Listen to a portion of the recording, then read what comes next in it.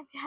ตั้งใจเนาะสัญญาบ่บ่ค่อยตั้งใจแล้วแต่สัญญาก่อนบ่ได้ก็สร้างค่อยแค่ตั้งใจสัญญาบ่มาครับโอ้เงียนเด้อโดยโอเคได้เอาพี่หน่อยเนาะเปิดคลิปเปิดภาพมากะอยู่หลังบ้านเนาะหลังบ้านน้อยคอยทางไปทางสวนพอบักไก่อีกคือเก่าพี่หน่อยเนาะ เอาสบายดีทั้งน้องใจดีมื้อนี้เนาะโอ้ยเนาะเป็นไงมื้อนี้มีไผเข้ามาแน่เลยยังบ่มีเอ้าสร้างว่าเถอะเนาะกินข้าวกินน้ำแล้วบ่ล่ะกินแล้วเนาะ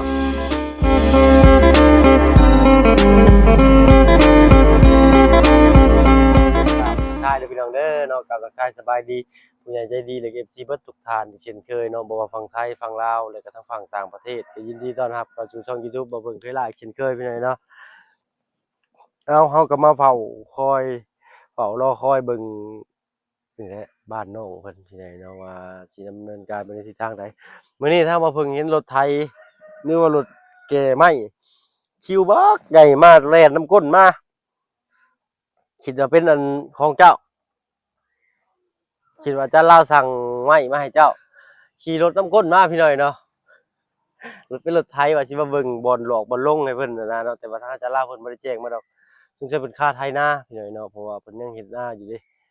เนาะเอาทางบ้านเฮาก็สู้ๆเฮ็ดไร่เฮ็ดนาพี่น้อยเนาะบัดนี้แหละว่าสิมาเบิ่งบอลลงไม้โดดว่าแล่นมาถ่ายยังบ่แม่นอยู่เดี๋ยวเพิ่นจอดอยู่บ้านดงเฮาบ่จักพี่น้อยเนาะเพราะว่ามีด่านเด้มีจราจรอยู่หั่นยันเพิ่นบ่กล้าแก้มาบ่จักเนาะยันเพิ่นยันเสียเงินหลาย เนาะรอถ่าอยู่เจ้าก็ได้แล้วล่ะพันไม้มานี่เจ้าว่าใจลงใส่ลงทางนี้เด้อให้เพิ่นเอารถไถแล่นเข้ามาทางนี้ก็ได้เข้าได้อยู่ดอกแล้วเพิ่นห้ามตรงนี้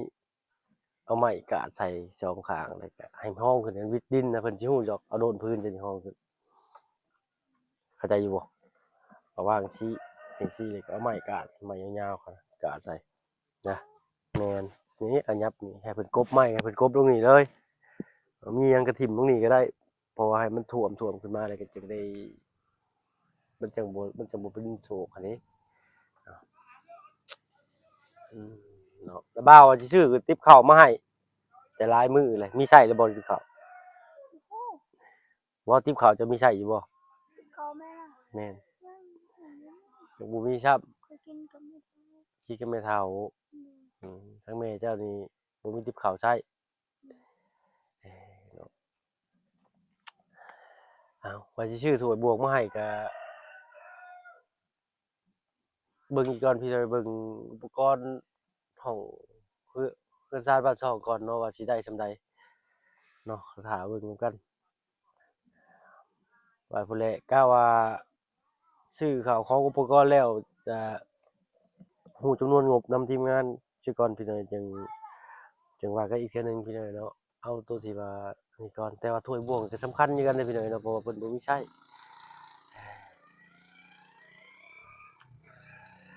โอ้เนาะมื้อนี้เนาะมาแต่ไสมื้อนี้มาไปชิมแบบตอนนั้นเริ่มซัดหยังอยู่เป็นจริงโอ้ไปซื้ออุปกรณ์การเรียนอยู่บันดงคือแพงบันดุงบ่มีหยังถือได้บันดุงนี่5,000ตะกี้เขาซื้อบ้านตะกี้3,000อยู่บ้านดงบ่มีหยังถือเลยเนาะเพราะว่ามันเป็นมันสิปะนะครับคือบ้านเดิงไปอีก10,000ซื้อ7,000นะ10,000พุ่นแพงอยู่บ้านดงบ่มีหยังถือเลยหลายครับคุมื้อนี่แพงเบิดทุกอย่างถ้าว่าถือแน่ก็สิแถวห้านบ้านสกีก็เป็นของเวียดพี่น้อยเนาะเอ้าบ่าวสิเอาอันนี้มาให้เบิ่งมีแนวนี่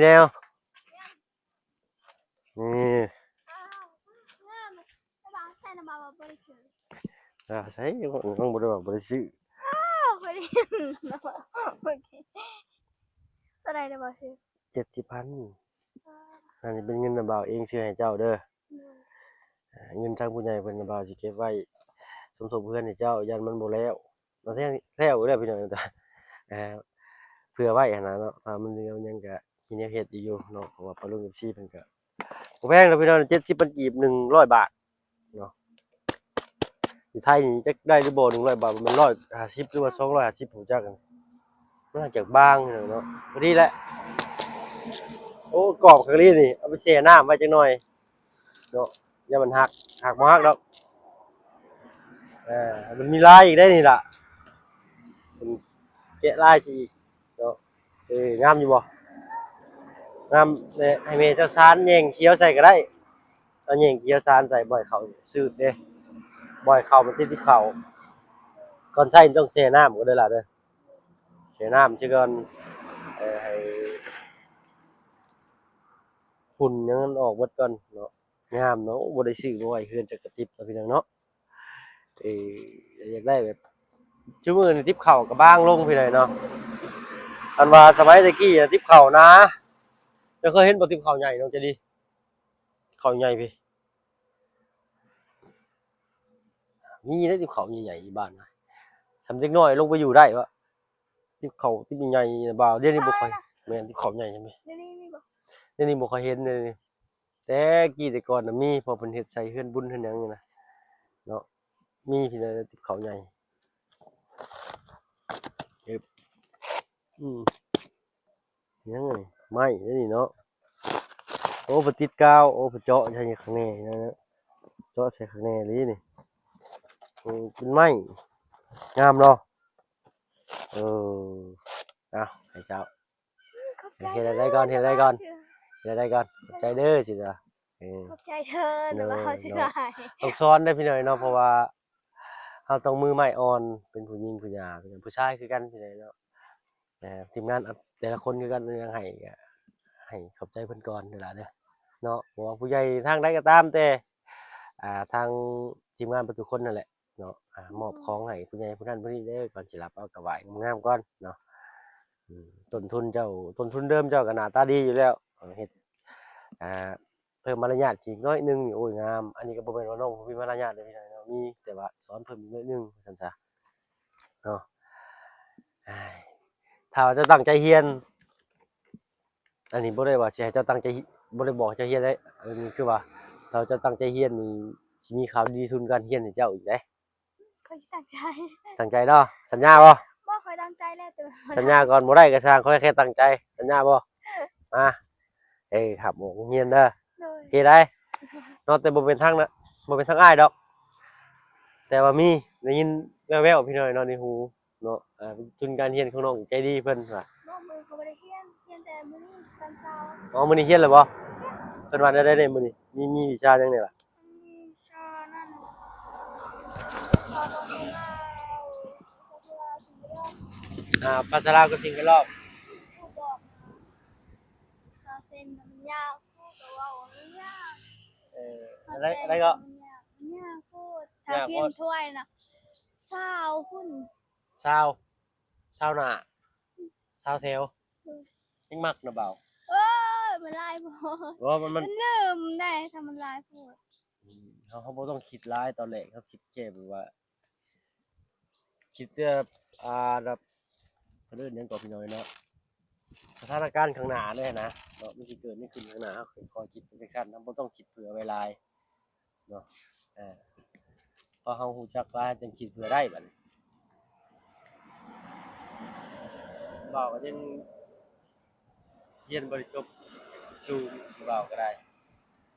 ผู้อยู่ที่เราตั้งใจนี่ล่ะแต่บ่าให้มึงไปสอนแล้วนะบ่าวไปนั่งอยู่หน้าโทรทัศน์คุมือตัวหนังสืออันหัวข้อข่าวเลื่อนขึ้นมาว่ารายการหยังต่อไปน่ะแต่บ่าวก็ยังเรียนเลยหั่นยังเป็นจังซั่นอีหลีได้บ่เป็นหยังเนาะก็ฮู้อยู่ว่าน้องเพิ่นจะเกิดอุบัติเหตุจังได๋จักเทื่อก็ล่ะเพื่อนแต่ก่อนน่ะตกแต่ไม่กกมะม่วงก่อนแหละตกแต่เฮือน ตกโกมม่วงแขนหักโดยตกจากเพื่อนโดยเป็นหยังตกจากเพื่อนบัดนี้แคนแคนมันอันนั้นมันบวมแขนมันบวมมีหยังอีกบัดเจ็บนี้ปากหมด ปากแตกหมดเลย ข้อยคิดว่าปากข้อยมันอันนั้นมันเป็นขี้ลายตอนนี้มันดีมันดีเลยเนาะเพราะว่าเขายังน้อยอยู่มันก็หายพี่น้อยเนาะเขาว่าซ้ำรุ่นอ้ายตกว่าเจ้าปากหมุนปากอย่างนี้ไปเลยแต่แขวอ้ายมันก็ยังบ่เกิดนี่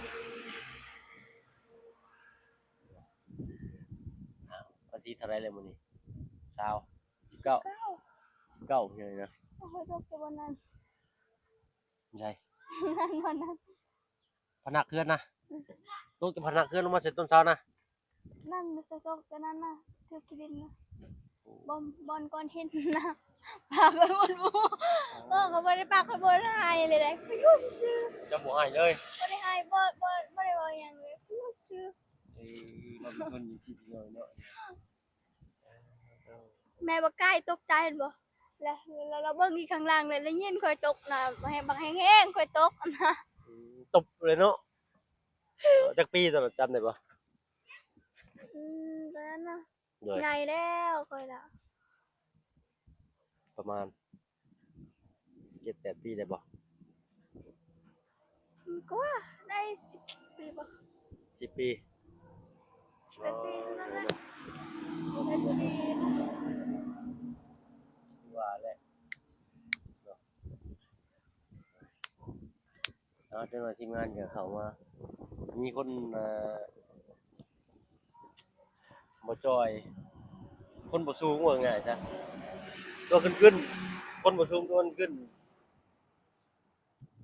แต่ว่าสิใบ้ให้ ได้ยัง แล้วสิบางทีเราสิมีข่าวดีมาแจ้งจ้ะ ไป คนนั้นคนบ่สูง คนบ่สูง คนขึ้น คนกึ่งๆทำงานเลยนะ ๆก็มีแต่ทีมงานจุมาอย่างนี้แหล้ว เออ เจ้าสิไปหา เข้าไป เพิ่ แล้ว น เถ ก่อน อะ นะ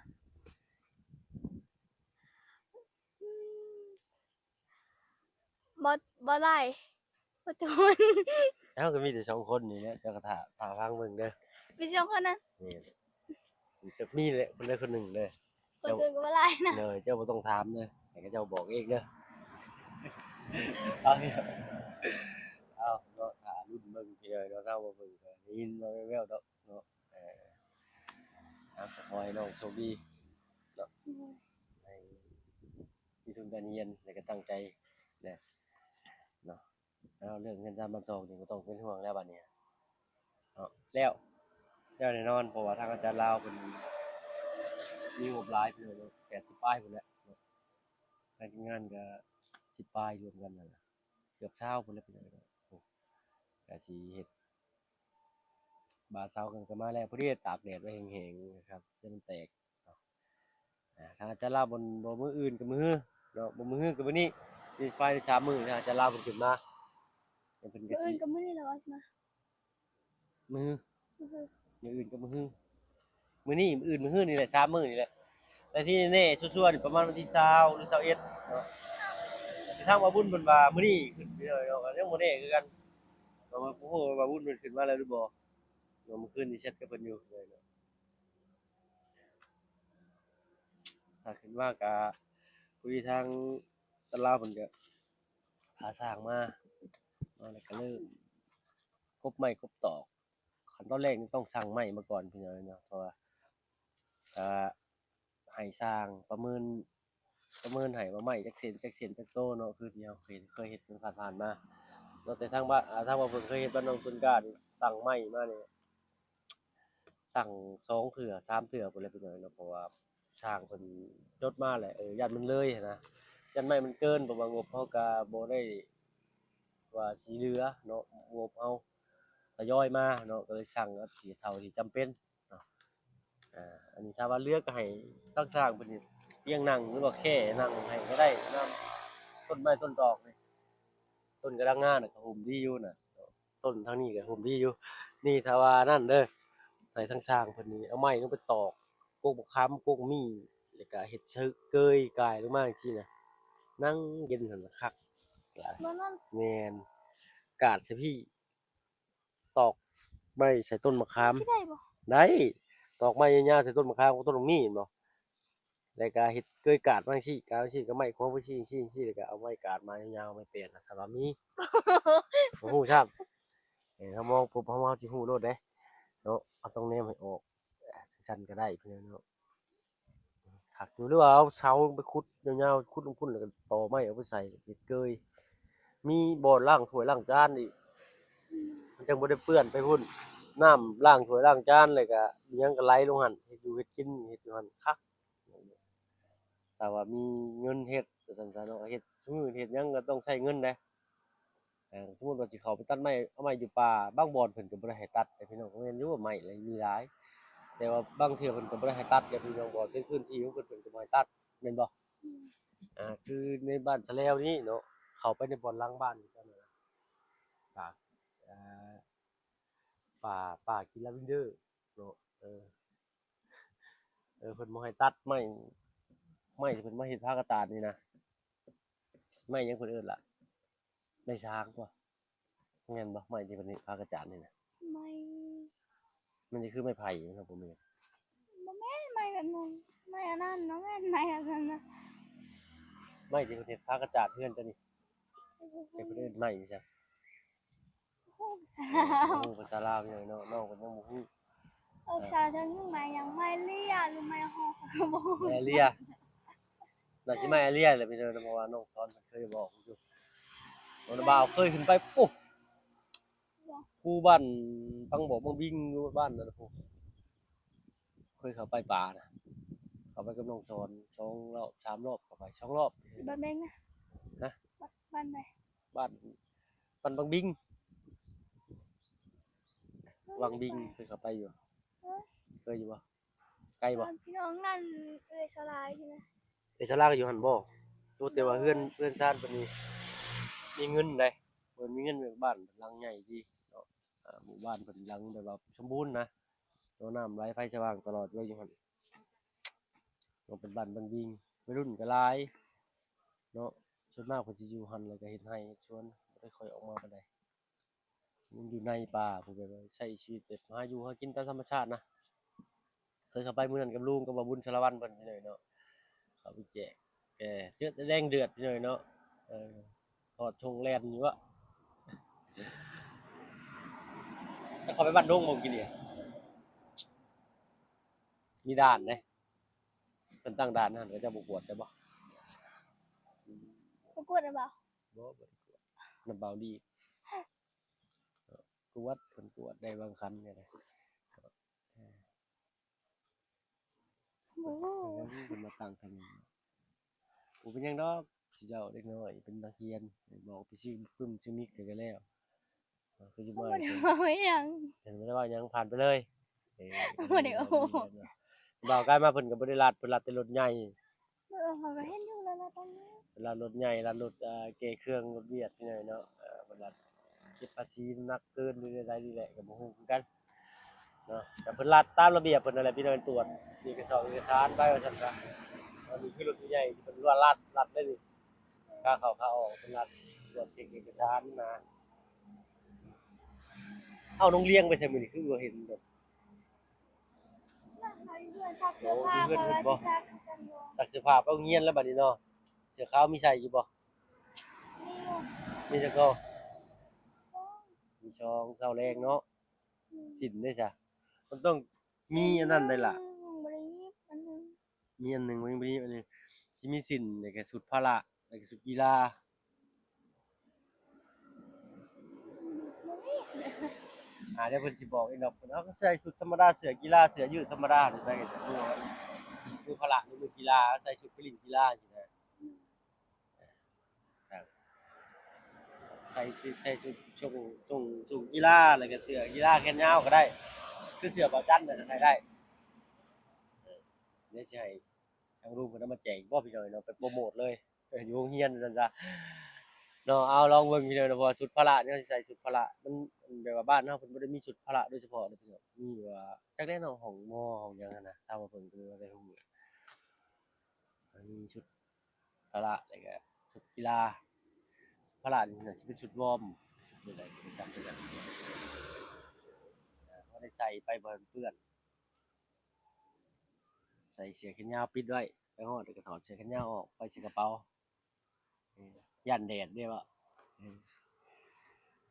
เนาะเอาสักทีเดี๋ยวเบิ่งกัน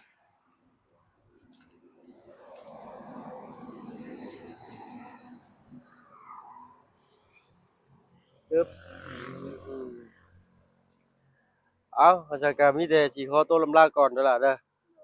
เนาะติบข้าวอย่าลืมแช่น้ำก่อนเด้อเนาะเดินบ่าวไปทางอื่นก่อนเนาะพบพ้อกันคลิปหน้าเนาะมีแต่หารุ่นฟังมึงกัน มีข่าวดีมาแจ้งบอกกันนำเด้อว่าบ้านในทางใดเป็นจังไดครับเนาะสำหรับคลิปนี้ถ้าว่าเพิ่นพี่น้องใจดีก็สิขอตัวลำลาก่อนพี่น้องเนาะอยู่ดีมีแรงบ่สุขทุกคนเด้อเนาะไปละสบายดีเจ้าเนาะไปละพี่น้อยเนาะไปรุ่นเบิ่งนำกันพี่น้อยเนาะสำหรับคลิปนี้ไปแล้วอยู่ดีมีแรงบ่สุขทุกคนเนาะเข้ามาประชมช่อง YouTube บ่เพิ่นเวลาคือเก่าสบายดีเจ้า